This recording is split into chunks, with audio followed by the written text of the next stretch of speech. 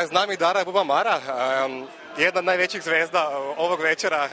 Dara, je li ovo vaš prvi nastup u Mariboru?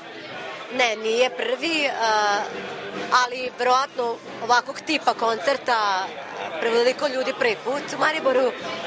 I jako sam srećna, ovako super ovo izgleda, stvarno svi su veseli, raspoloženi. Nije baš neka tajna da Slovenci jako vole srpsku muziku, a Slovenci koji bi bili neki polka narod, zašto vole Slovenci srpsku muziku? Pa zašto verovatno godinama nije bilo folka, zabranjivano i tako to, jel? Međutim, to više nije sada folk koji je nekad bio.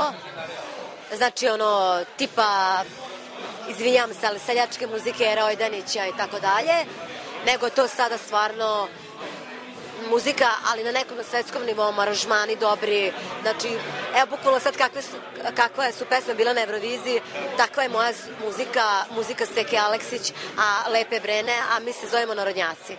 U stvari to je samo možda malo fazan u pevanju narodnjačkom i vjerojatno dugo nije bilo u Sloveniji i sad to je malo je sve modernije i neki trend sad ovde. Ne samo ovde, u celom svetu, verujte mi.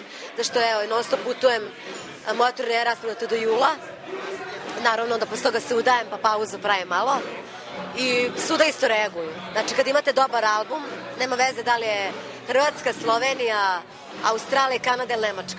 Hvala. Hvala i vama.